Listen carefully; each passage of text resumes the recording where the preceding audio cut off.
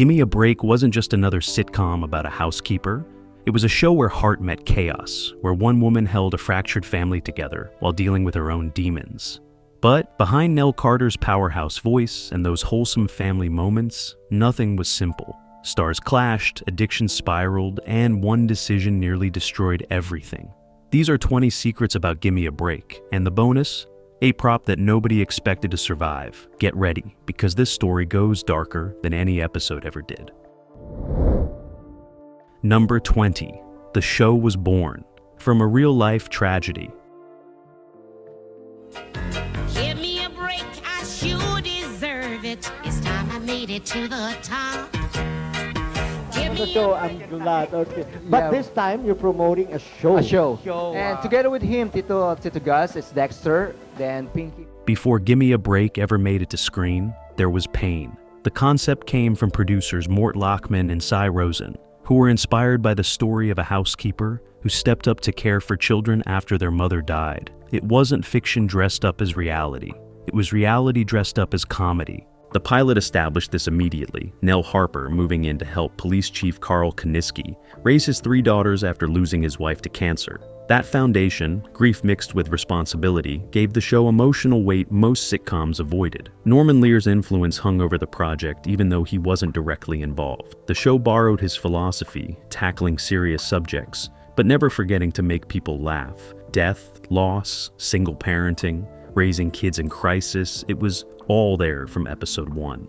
But the genius was casting Nell Carter, a woman whose voice could shatter glass and whose presence could fill any room.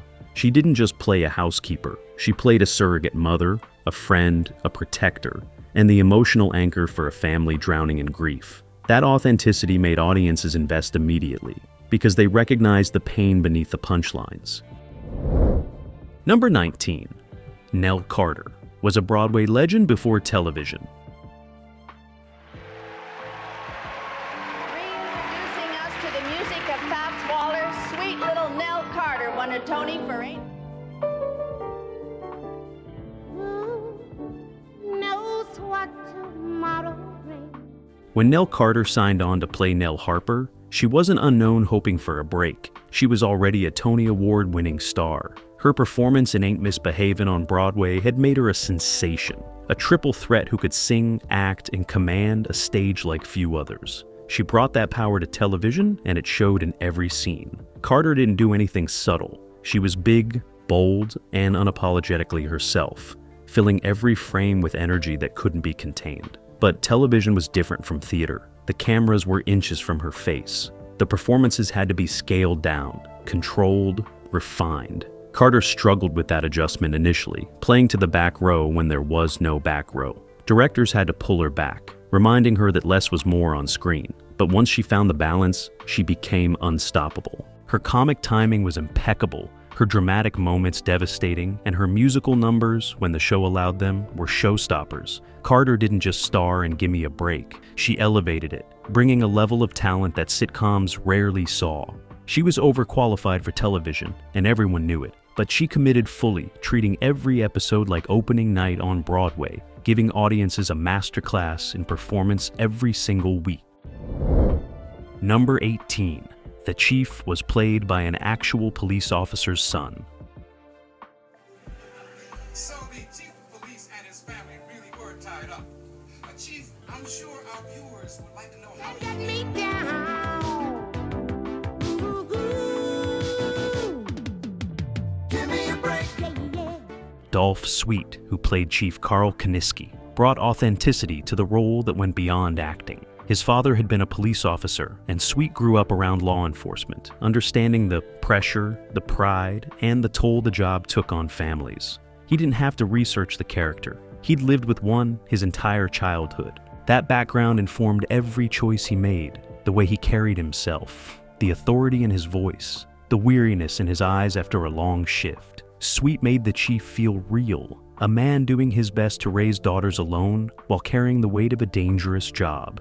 But there was tension on set from day one.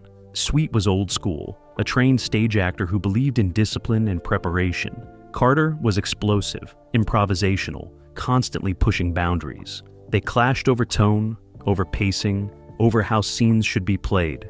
Sweet wanted structure. Carter wanted freedom. The fights were legendary, shouting matches that sometimes stopped production for hours. But on camera, none of that showed. They had chemistry that worked, a gruff father figure and a force of nature housekeeper who cared deeply for each other despite constant bickering. Sometimes the best partnerships are built on conflict, and Sweet and Carter proved it every week. Number 17. The daughters were cast to represent different ages of grief image. Boy, can't wait. The center gets the puck. The daughters were cast to represent different ages of grief image. The three Kaniski daughters, Katie, Julie, and Samantha, weren't just randomly assembled. Producers deliberately cast them to show how grief hits children differently depending on age. Katie, the oldest, played by Kari Michelson, was angry and rebellious, acting out because she was old enough to understand what she'd lost. Julie, the middle child played by Laurie Hendler, was lost and searching, trying to figure out who she was without her mother's guidance. And Samantha, the youngest played by Lara Jill Miller, was confused and clingy, barely understanding death, but feeling the absence everywhere. That structure gave the show depth, allowing storylines to explore grief from multiple perspectives. Each daughter processed trauma differently, and Nell had to adapt her approach for each girl. With Katie, she had to be tough, matching fire with fire. With Julie, she had to be patient, offering guidance without pushing. With Samantha, she had to be gentle, providing the maternal comfort the little girl desperately needed. The casting was brilliant because all three actresses committed to those emotional realities. They weren't just delivering lines, they were portraying children in pain, trying to rebuild their lives while a stranger stepped in to fill an impossible void. Number 16. Nell Carter's Wait became a storyline. Nobody asked for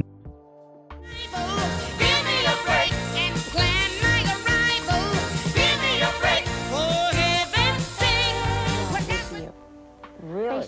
Of course. You're the new star, hey, have a hit of this.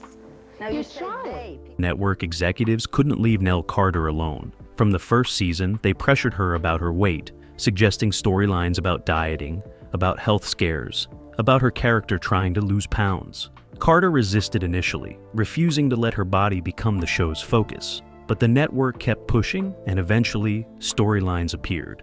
Episodes where Nell went on diets, where she struggled with food, where her weight was treated as a problem to be solved. Carter hated every second of it. She'd spent her entire career fighting against being reduced to her appearance, and now her own show was doing exactly that. The irony was crushing. Here was a woman with a Tony Award, a voice that could move audiences to tears, and comic timing that most actors would call for, and all the network cared about was the number on a scale. Carter spoke out about it in interviews, calling the storylines degrading and unnecessary. But she was contractually obligated to perform them, forced to participate in her own humiliation week after week. Audiences noticed the shift, the way the show occasionally treated Nell's body as a punchline, rather than letting her talent speak for itself. It was a dark reminder that even success didn't protect Black women from being judged and commodified based on appearance. Number 15. Dolph Sweet's death devastated everyone and changed the show forever.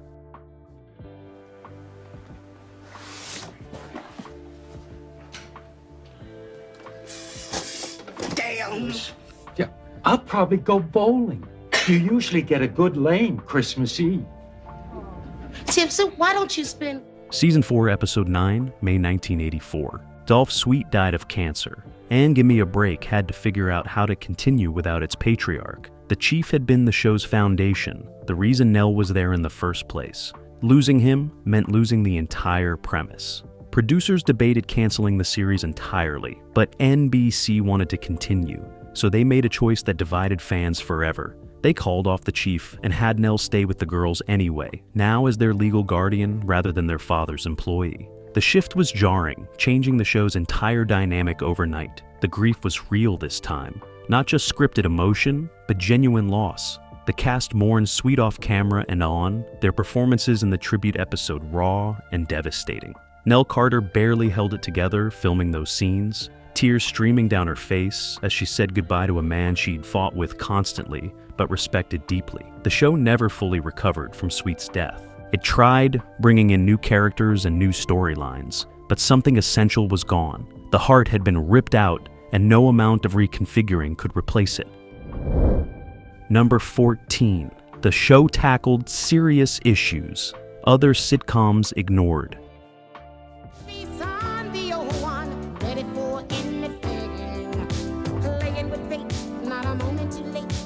Showing the whole. Look, I'm not going to college. Say what? Look, just control yourself, all right? Now, don't blame Katie for all this. Actually, the boutique was mine. While most 80s sitcoms played it safe, Gimme a Break leaned into uncomfortable territory. Eating disorders, teenage pregnancy, drug abuse, sexual assault, racism, it was all there, wrapped in 30-minute episodes that didn't pull punches. One episode dealt with Katie being pressured into sex by her boyfriend, a storyline that confronted consent years before mainstream television was ready to discuss it properly. Another episode showed Samantha dealing with a classmate's death, exploring grief and mortality through a child's eyes. The show even tackled Nell's own struggles, showing her dealing with workplace discrimination and the unique challenges of being a black woman in a white suburban household. These weren't after-school specials tacked onto a comedy. They were integrated into the show's DNA, reflecting the reality that serious problems don't pause just because life is also funny sometimes. Norman Lear's influence was obvious, that same willingness to use comedy as a vessel for social commentary. But Gimme a Break had to walk a tighter rope because it was about children, and networks were more cautious about what could be discussed around kids. The show pushed anyway, trusting audiences to handle complexity, to understand that laughter and pain often exist in the same moment. Number 13. Nell Carter's addiction nearly destroyed her career. People on the street? Just say they. Okay. Street and in studio. Others have talked about drug problems, but few have been as... Get down here! Samantha! No, are they gonna kick you out of this church because of what I did? Behind the scenes, Nell Carter was fighting demons nobody saw. She struggled with drug addiction, battling cocaine and alcohol abuse that threatened to consume everything she'd built. She'd show up to set exhausted, sometimes still high from the night before, trying desperately to hold it together long enough to film. Co-stars noticed but didn't know how to help. Producers noticed and threatened her, warning that she'd be fired if she didn't get clean. But addiction doesn't respond to threats. It demands more, always more, until there's nothing left. Carter's performances suffered. She'd forget lines, miss cues, blow takes that should have been simple.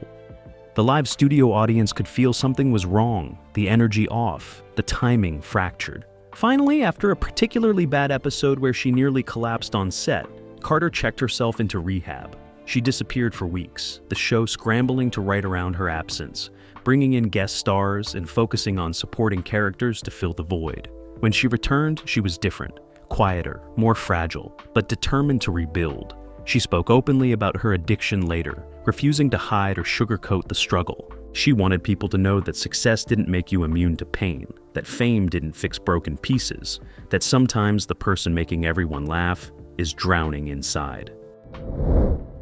Number 12. The show moved from California to New York, and everything changed.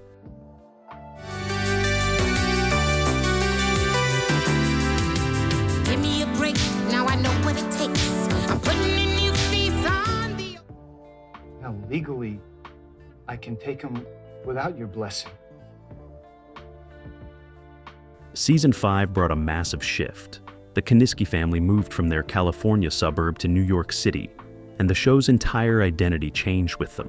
Gone were the cozy neighborhood dynamics, the small-town feel, the police chief father figure.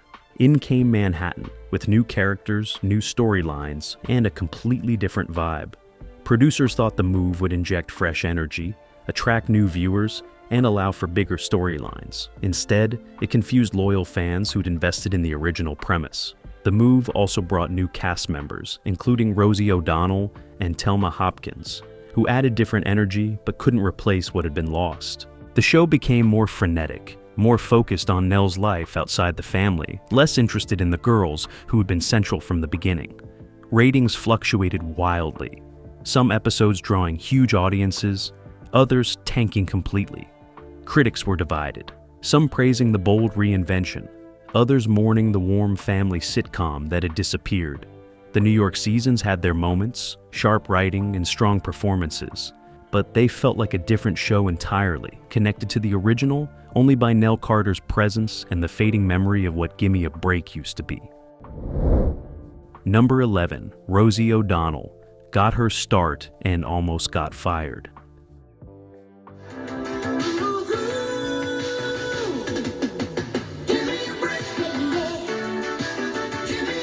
Yes, yeah. It was perhaps emotionally her worst day. Okay, I really would like to leave it at that. Rosie O'Donnell joined Gimme a Break in season 5, playing Maggie O'Brien, Nell's neighbor and friend. She was young, raw, and completely inexperienced with television, but she had natural comic timing and a presence that couldn't be ignored. Producers took a gamble hiring her, believing she could bring youthful energy to a show that was starting to feel tired.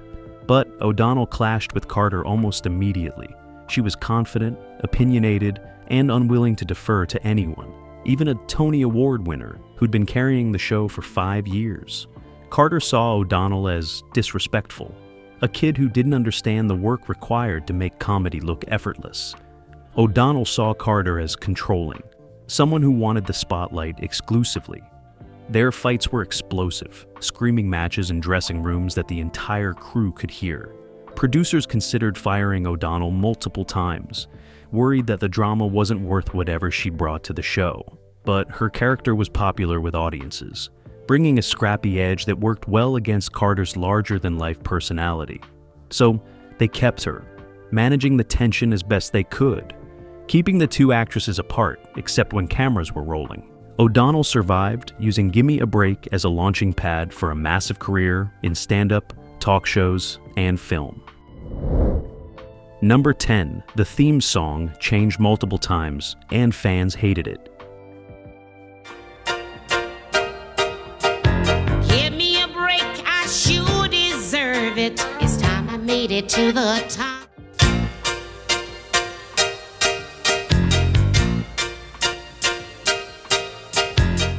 Gimme a break, break me off a piece of that. Wait, wrong jingle. The actual Gimme a Break theme song went through multiple versions across 6 seasons, and each change sparked fan outrage. The original theme was upbeat and catchy, sung by Nell Carter herself, with that powerhouse voice that made it impossible to ignore. It established the show's tone perfectly, warm but energetic, promising comedy with heart. But by season 3, producers decided to freshen things up, bringing in a new arrangement with different instrumentation and a faster tempo. Fans revolted, flooding NBC with complaint letters demanding the original back. The network ignored them, convinced the new version tested better with focus groups. Then season 5 hit, and with the move to New York came yet another theme song revision, this time with additional lyrics and a completely different feel. Long-time viewers felt betrayed, like the show was abandoning everything that made it special in pursuit of something shinier and more modern. The theme song changes became symbolic of larger shifts, each new version representing another step away from what Gimme a Break had been at its core. By the final season, even the producers admitted they had made mistakes, but by then, it was too late to go back. Number 9, the show addressed Nell's love life and got controversial. I'm calling my supervisor.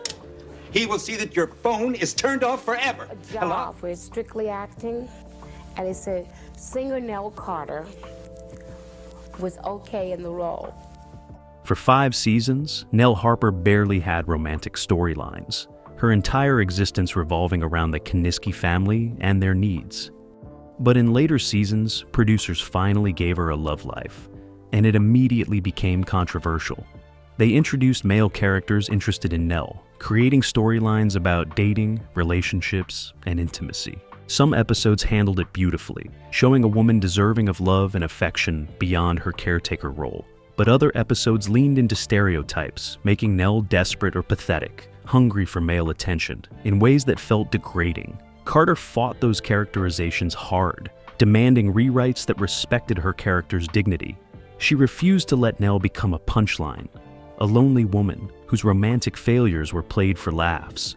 The tension between what Carter wanted and what producers thought would be funny created some of the show's messiest episodes. Scenes would feel disjointed, tonally inconsistent, as if two different versions of the character were battling for screen time.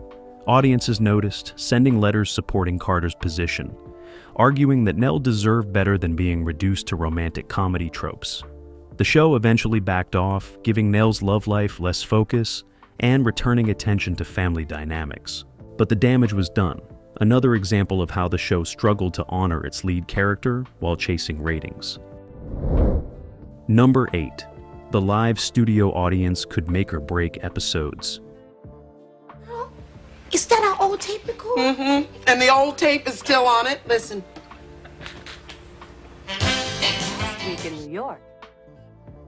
Now, legally, I can take him without your blessing. Gimme a Break, filmed before a live studio audience. Real people watching every take, laughing at jokes, or sitting in uncomfortable silence when things didn't land. That immediacy shaped everything, forcing writers to understand what actually worked and what fell flat. Nell Carter thrived in that environment, her theater background preparing her perfectly for live performance. She could read an audience instantly, adjusting timing and delivery based on their energy. If a joke bombed, she'd improvise something new right there, turning failure into spontaneous comedy that often worked better than the scripted version. But that pressure destroyed some actors. Guest stars would freeze up, intimidated by hundreds of eyes watching their every move. Even regular cast members had bad nights, flubbing lines or losing confidence when laughter didn't come. The audience became a character itself, their reactions shaping the show's rhythm and flow. Producers learned to schedule episodes strategically, saving more complex or dramatic storylines for weeks when they knew they'd have sympathetic crowds. Comedy episodes with big physical gags got scheduled during sweeps, when audiences were primed to laugh at anything. That calculated approach sometimes backfired, audiences sensing when they were being manipulated and withholding laughter deliberately. The live element kept Gimme a Break honest, forcing it to earn every laugh rather than relying on canned responses. Number 7. The girls grew up, and the show didn't know what to do with them. George? Hi, this is Julie. Listen, the junior prom is coming up on Saturday, and I was...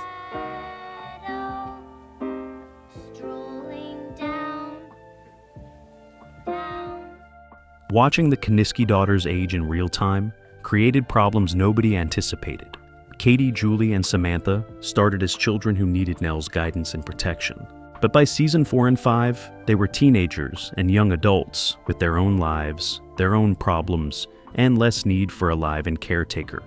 The show's entire premise crumbled as the girls became independent, going to college, getting jobs, dating seriously, moving toward adulthood. Producers tried to adapt, creating storylines about Nell struggling with empty nest syndrome, with feeling unnecessary as the girls needed her less. But those storylines only highlighted the fundamental issue. Why was Nell still there? After Dolph's suite died, the question became even more pressing. The girls were legally adults or close to it.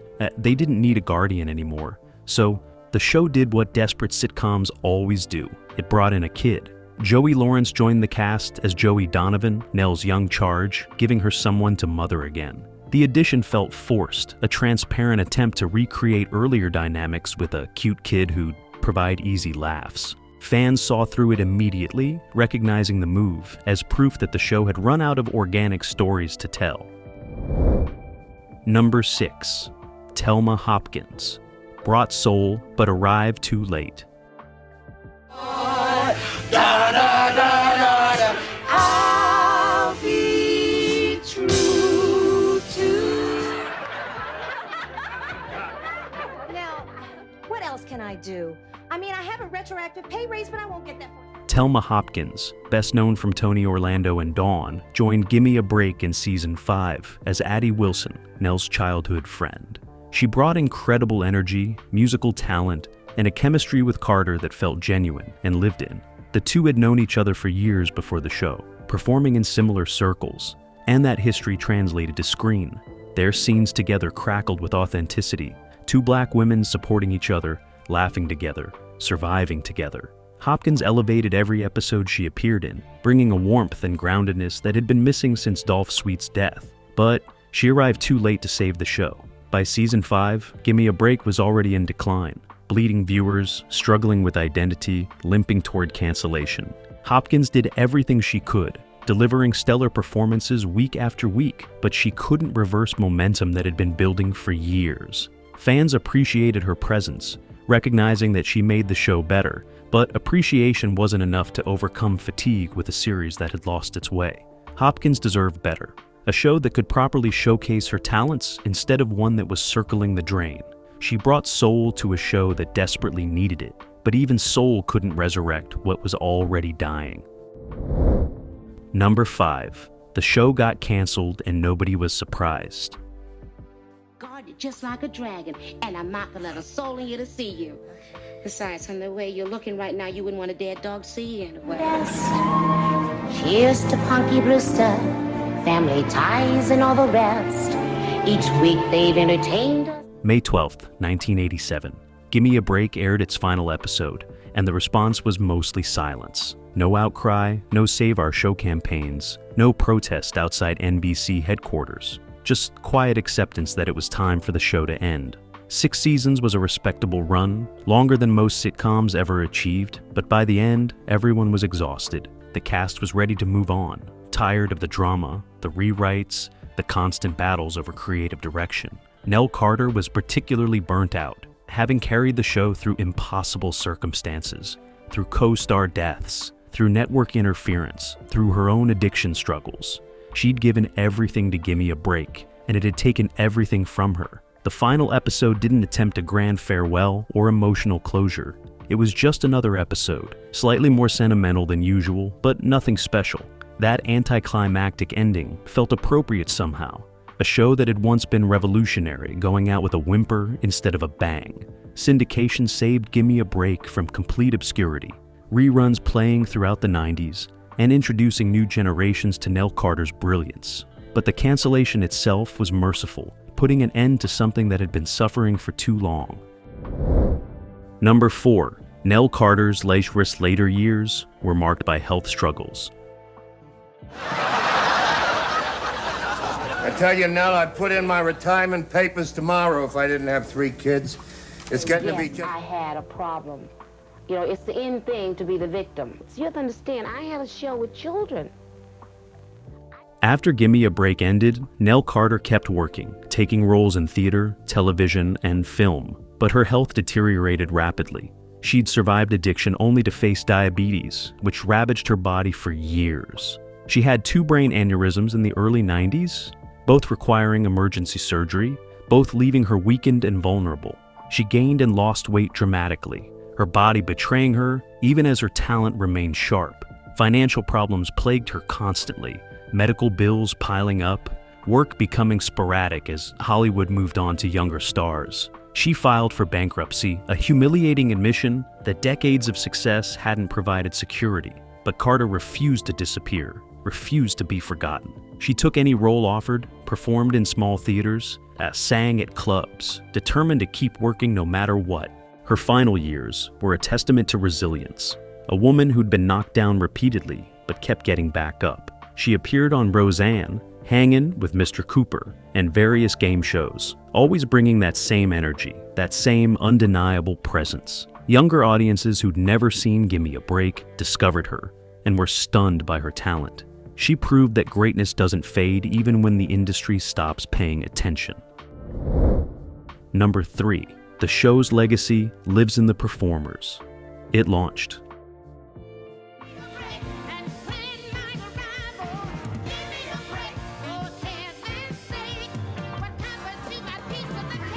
I'm like, okay, we made it. And in September of 1990, the first sitcom built around a hip-hop star hits the air. Gimme a Break didn't just entertain millions. It launched careers that reshaped entertainment. Rosie O'Donnell became one of the most successful talk show hosts in television history, using skills she developed on Gimme a Break to connect with audiences authentically. Joey Lawrence became a teen idol, then a successful character actor, his career built on the exposure Gimme a Break provided. Lara Jill Miller moved behind the scenes, becoming a successful voice actor and producer. Even the writers and directors who worked on the show went on to create other groundbreaking television, taking lessons learned from Nell Carter about honesty, commitment, and refusing to compromise. The show's legacy wasn't in its ratings or awards, though it earned plenty of both. It was in the lives it changed, the doors it opened, the proof it provided that Black women could carry network sitcoms and dominate ratings doing it. Gimme a Break paved the way for Family Matters, The Fresh Prince of Bel-Air, Martin, and countless other shows that centered Black families and Black experiences without apology. It proved that audiences craved authenticity, that comedy could address serious issues, that laughter and pain were never as separate as people pretended. The show ended, but its influence never did. Number 2. Nell Carter died too young, and the world lost. A giant.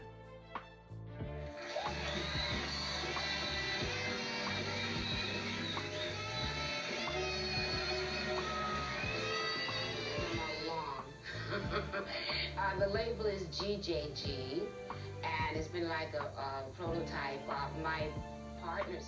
January 23rd, 2003. Nell Carter died at her home in Beverly Hills at just 54 years old. Heart disease, diabetes complications, a body that had been through too much and finally gave out. The news devastated everyone who'd known her, worked with her, loved her. She'd survived so much: addiction, aneurysms, bankruptcy, industry rejection. It seemed impossible that she was actually gone.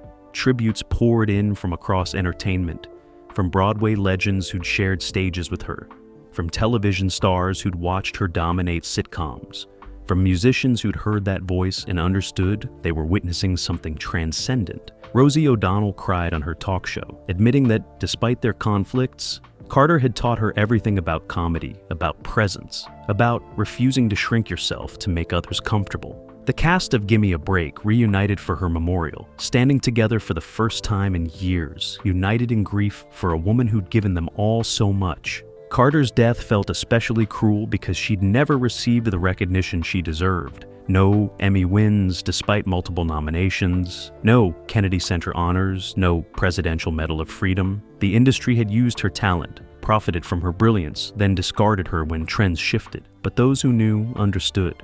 Nell Carter was a giant, and giants don't need awards to prove it. Number 1. The show captured something. Television rarely gets right.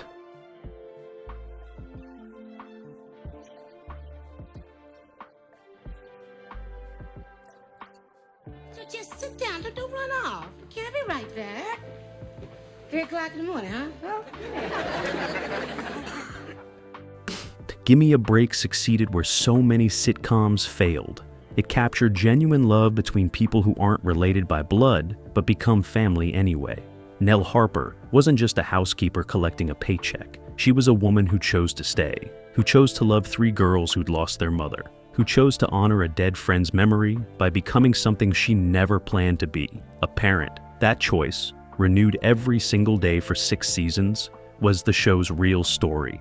Not the jokes, not the schemes, not the celebrity guest stars. The story was love, imperfect and messy and absolutely real. Television in the 80s rarely portrayed Black women as complex, fully realized human beings. They were maids or sassy sidekicks or stereotypes designed for white comfort. Nell Carter refused that box, playing Nell Harper with depth and dignity that forced audiences to see her as human first, Black second, woman third, housekeeper last. She was angry sometimes, tired often, struggling always, but never defeated. She represented something revolutionary, a Black woman taking up space, demanding respect, loving fiercely, and refusing to apologize for any of it. Gimme a Break wasn't perfect. It stumbled constantly, made bad creative choices, prioritized network demands over artistic integrity.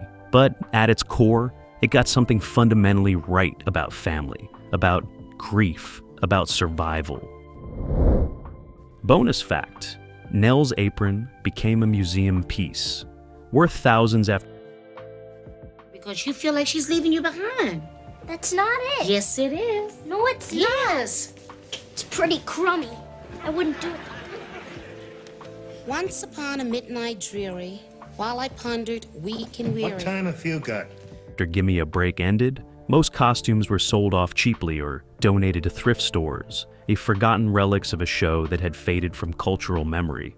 But Nell Harper's iconic apron, the one she wore in hundreds of episodes, the one that became synonymous with the character, survived. A costume designer kept it, storing it carefully in her personal collection, recognizing that someday it might matter. Decades later, when the Smithsonian began building an exhibit on Black television history, they reached out searching for artifacts from groundbreaking shows. The apron was donated, and today it sits in climate-controlled storage, occasionally displayed as part of exhibitions celebrating Black performers who changed entertainment forever. It's insured for over $15,000, an amount that seems absurd for a piece of fabric worn by a fictional character. But it's not just fabric. It's history, proof that Nell Carter existed, that she mattered, that she wore that apron and became something television had never seen before. A Black woman who wasn't secondary or stereotyped, but central and completely herself. Nell Carter would probably laugh at her apron being worth thousands, would make some joke about wishing she'd sold it herself when she needed the money. But she'd also understand why it matters, why people want to preserve it, why an apron can mean more than cloth and thread. Because sometimes the simplest objects carry the weight of revolution.